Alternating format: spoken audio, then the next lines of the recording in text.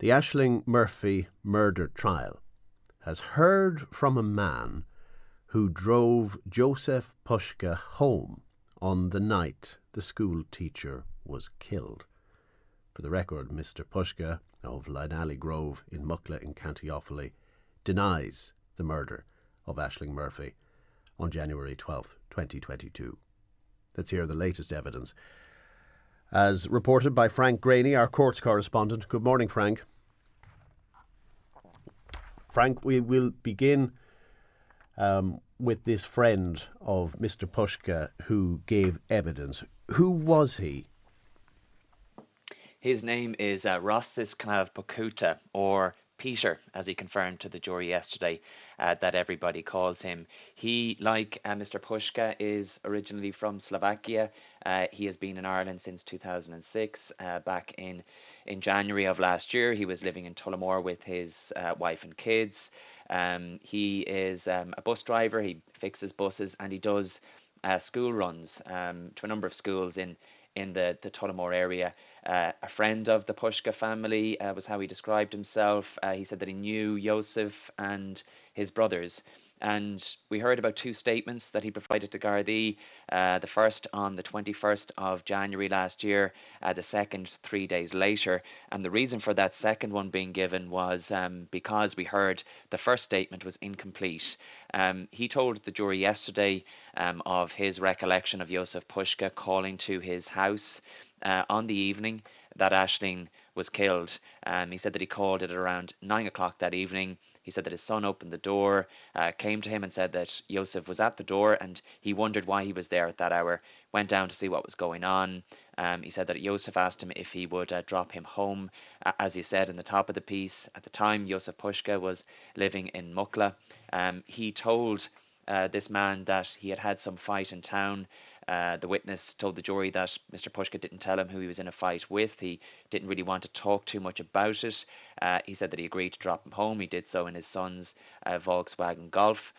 Before they left, he said Mr. Puska also asked him for a bottle of water, which he gave him. He was asked in his evidence yesterday how Mr. Puska looked when he called to the house that evening. He said that he looked very scared. He said it wasn't like him. He was wet. His face was scratched. He described those scratches as bleeding. He said that he looked like a totally different person. And he was asked about that car journey from his home in Tullamore to Jozef Puska's home in Mucklagh. And he said en route, he said that he must have asked Jozef 20 times what happened to him, but that he didn't get an answer out of him. He asked him at one point why he didn't tell the guards and tell them what happened, and he said he got no answer to that question. He was asked what he was wearing. He said a black tracksuit with some line on the side, a white line, he said. And as they approached Mr. Puska's home in Mucklagh, he said that Jozef asked him to slow down in case somebody was outside his house, and he asked him why he would be worried if he didn't do anything wrong. He said that Mr. Puska wanted him to drop him down a little further down from his house, but that he dropped him to the house exactly. He said that Mr. Puska got out of the car, told him he'd sort him out the next day, and he went into his house. He said that when he left to return for home, there were no other cars outside Mr. Puska's house, and he said that he didn't see anybody inside either. Now, you mentioned Mr. Pukuta gave two statements to Gardaí. So what was the reason for the second one? Well, he hadn't told the whole truth, essentially, and he accepted that in his evidence yesterday when he first spoke to the Gardaí. And when he was asked why he didn't give a full account of Jozef Puska calling over to his house that evening, he said that he was worried for his family, and he was also concerned about his job. He said that there was a lot of stuff being posted on Facebook and Instagram at the time. He was worried that if he said anything to the guards, that they might come down to his house and do something. He was very concerned, not so much for himself, he said, but for his wife and his small kids. He said everyone was going seriously crazy, and he said that it was more than just an ugly atmosphere around Tullamore at the time.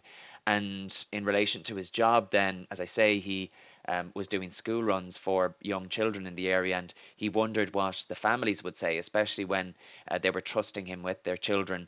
He was asked if he was worried that they may turn against him. He said that he was. And under cross-examination, a passage from that second statement that he gave to Gardaí was then read back to him word for word. And in it, Mr. Puska described how Jozef Puska was scared and shaking when he called over that evening. He described how his face looked like he was very scared of something, that it was almost blue. He was all wet and shaking. He had marks on his face. And he was asked again under cross-examination if he thought Jozef Puska was hurt. And he said that he did. He was asked if Mr. Puska was holding his stomach, if his stomach was injured. And he said, I think so, yeah. But he said that he couldn't really remember. He said that he was holding something, maybe his head or his stomach. The judge then interjected at this point, Mr. Justice Tony Hunt, asked if Mr. Puska had an injury when he called to his house that evening. And he said, yes, absolutely. And it was also put to him under cross-examination that in this statement that he gave to Gardaí 3 days after his first statement, he didn't mention anything about asking Mr. Puska why he didn't go to the guards. And he was asked if he was sure he asked that. And his reply to that question was, I probably, definitely did. Okay. Now, moving on to the next piece of evidence the jury was shown, and an advisory to listeners that obviously the nature of this is sensitive. Ashling Murphy was wearing a smartwatch when she went for her run that day. What data did the smartwatch reveal? There were lots of data that was recorded and presented to the jury in graph form yesterday against a very specific timeline. She had a fitness tracker on her that day. We already knew that. The jury has already been told that. Indeed, they'd already been shown the device, a Fitbit Versa 3 fitness tracking device belonging to Ashling Murphy, was how it was described yesterday by a detective Garda, Kieran Byrne, from the Garda National Cybercrime Bureau, who was asked to analyse her Fitbit account and the device itself as part of the investigation into Ashling's murder. She had it on her, we heard, while out exercising along the Grand Canal on the day that she was killed. And he said that it tracked a number of things, including steps, calories burned, distance travelled, heart rate, pace, things like that. The watch was linked directly to an app on Ashling's phone, and he described using a forensic tool to extract data from the afternoon that she was killed. That's the timeline that he was looking at specifically.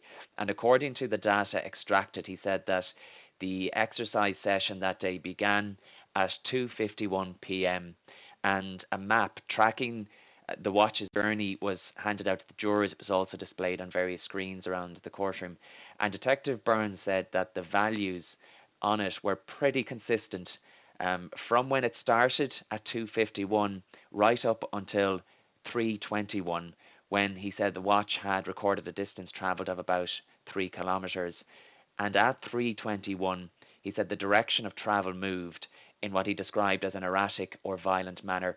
He said it had moved in a way that it hadn't done before.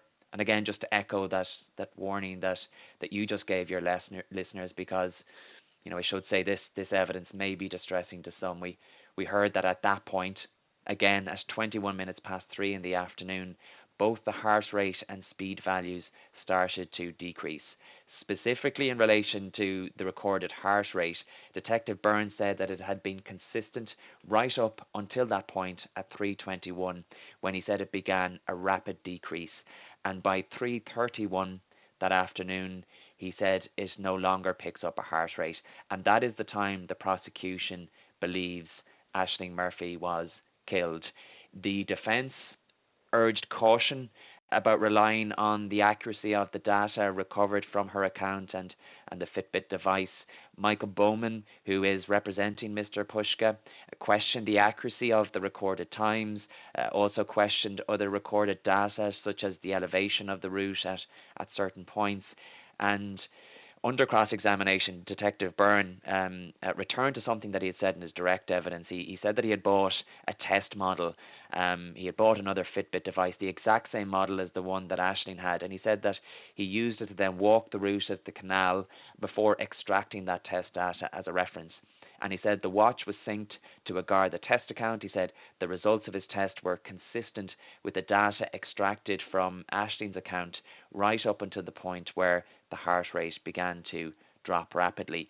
The defence also questioned the reliability of the speed or the pace value and wondered why it was still recording a speed after 3:31 p.m., which, as I said a moment ago, was a time when the prosecution believes that Ashling Murphy had been killed. And Detective Byrne explained that it's due to the way the watch works out distance over time. He said the values come down at a gradual rate. One final piece of evidence from yesterday. When Mr. Puska arrived at hospital, when he presented with his injuries, he did interact with Gardaí. And what did he say to them at that point? That's right. We've already heard evidence that he was taken to St. James's Hospital in Dublin 8. This was the day after he is alleged to have murdered Ashling Murphy. We heard how he returned to his father's apartment in Crumlin in the early hours of that morning, and that he was taken by ambulance. A number of paramedics gave evidence of going in and seeing various stab-like wounds on Mr. Puska's stomach area, and we heard evidence of him being taken by ambulance to St. James's Hospital. And yesterday then we heard from Garda. We heard that Gardaí were investigating a stabbing incident that had happened in Blanchardstown the day before, on the same day that Ashling Murphy was killed. And a Garda, Paul McDonnell, from Crumlin Garda Station, gave evidence of becoming aware that a man, Jozef Puska, as he later learned, had presented at the hospital claiming to have been the victim of a stabbing in Blanchardstown. So he and his colleague, Garda Conor Newman, went to St. James's Hospital to investigate. Garda McDonnell said in his evidence yesterday that Jozef Puska was lying in a hospital bed with his eyes closed when they arrived. He said a large part of his stomach area was covered with the dressing. He noticed scratches on both of Mr. Puska's hands, as well as his face and his forehead. And he said they woke him. They gently roused him, was how he put it to the jury yesterday, and he described Mr. Puska as being in good humour when he woke. And with the help of a translator who was on Garda Newman's phone, on loudspeaker, he described how Mr. Puska told them that he had been attacked by two men after getting out of a taxi about a kilometre away from Main Street in Blanchardstown the day before. He told them that he had travelled to Dublin from Tullamore to meet a woman. He didn't have, according to Garda McDonnell, he didn't have an awful lot of detail in relation to that attack. He said that he was just set upon as soon as he stepped out of the taxi. He gave a very vague description in relation to one of his attackers, described him as having a Dublin accent. He had no information in relation to his other attacker. Garda McDonnell then told the jury that he returned to Crumlin Garda Station, that he told his supervisor about the conversation he'd had with Mr. Puska that afternoon. He showed him a photograph that he had taken on his mobile phone of some scratches on Mr. Puska's left hand. That photo we heard had been taken with Mr. Puska's consent, and that we heard set in train contact with Tullamore Garda Station, who at the time were investigating the murder of Ashling Murphy. And we heard Garda McDonnell return to the hospital later that evening, where he met with two of the officers who were investigating the murder.